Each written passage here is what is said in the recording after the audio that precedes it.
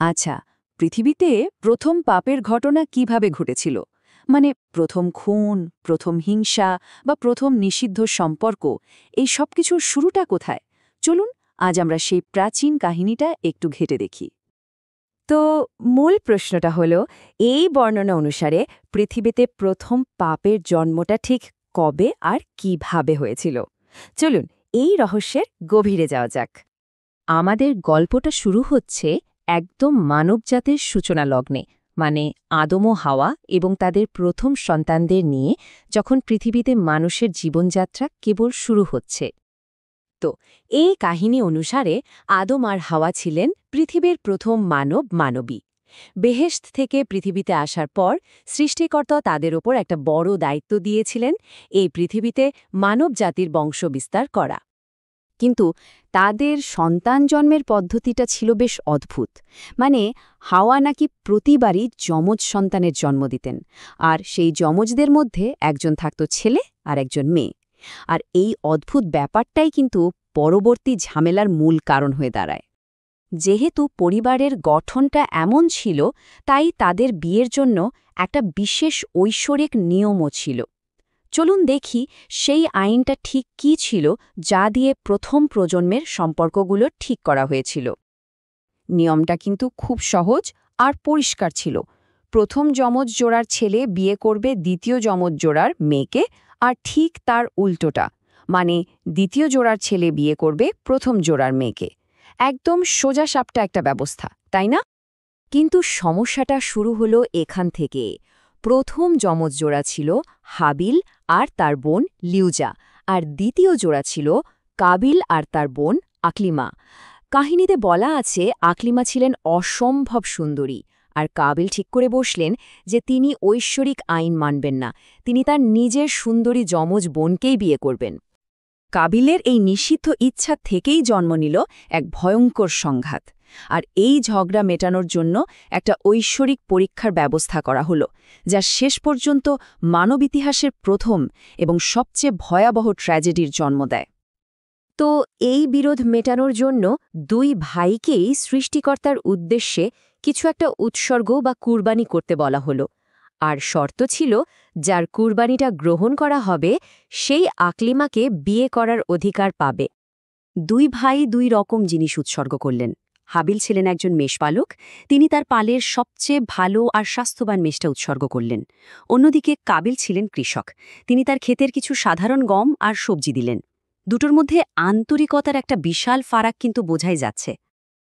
আর ফলাফল যা হলো তা ছিল একদম নাটকীয়। বর্ণনাটা এরকম: আকাশ থেকে আগুন নেমে এসে হাবিলের কুরবানিটা গ্রহণ করল, কিন্তু কাবিলেরটা যেমন ছিল তেমনই পড়ে রইল। এটা ছিল হাবিলের পক্ষে একটা ঐশ্বরিক রায়। এই ফলাফল কাবিল কিছুতেই মেনে নিতে পারলেন না। ঈর্ষা আর রাগে অন্ধ হয়ে তিনি যা করলেন তা ছিল অকল্পনীয়। তিনি তার নিজের ভাই হাবিলকে হত্যা করলেন। আর এটাই ছিল এই পৃথিবীর বুকে ঘটে যাওয়া প্রথম হত্যাকাণ্ড। ভাবছেন গল্প এখানেই শেষ? একদমই না। একটা পাপ থেকে জন্ম নিল আরও অনেক নতুন পাপ। চলুন দেখি সেই হত্যাকাণ্ডের পর ঠিক কি ঘটেছিল।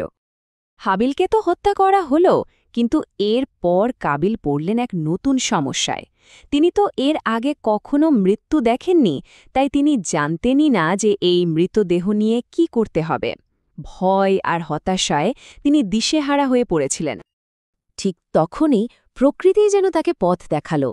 কাবিল দেখলেন দুটো কাক নিজেদের মধ্যে মারামারি করছে, আর একটি অন্যটিকে মেরে ফেলল। এরপর জীবিত কাকটা তার ঠোঁট দিয়ে মাটিতে গর্ত খুঁড়ে মরা কাকটাকে মাটি চাপা দিল। এই ঘটনা দেখেই কাবিল প্রথম মৃতদেহ কবর দেওয়ার পদ্ধতি শিখলেন। তো নিজের অপরাধ ঢাকার পর কাবিল আর দেরি করলেন না। তিনি তার বোন আকলিমাকে সাথে নিয়ে এক অজানা গহীন অঞ্চলের দিকে পালিয়ে গেলেন। আর এই পালিয়ে বেড়ানোর জীবনেই জন্ম নিল আরও দুটো বড় পাপ। প্রথমটা হল জেনা বা অবৈধ দৈহিক সম্পর্ক, কারণ কাবিল আর আকলিমা নিষিদ্ধ সম্পর্কে জড়িয়ে পড়ল। আর দ্বিতীয়টা হল মূর্তি পূজা বা শিরিক, কারণ কাহিনী অনুযায়ী তারা সৃষ্টিকর্তাকে ভুলে আগুনের উপাসনা শুরু করেছিল। এই পুরো কাহিনীতে জেনা বা অবৈধ সম্পর্ককে একটা মারাত্মক পাপ হিসেবে দেখানো হয়েছে। তো এই বিষয়টা শেষ করার আগে চলুন এক ঝলকে দেখে নিই এই পাপের জন্য ইসলামে ঠিক কী ধরনের শাস্তির কথা বলা হয়েছে। প্রথমে পরিষ্কার করে নেওয়া যাক জেনা আসলে কি।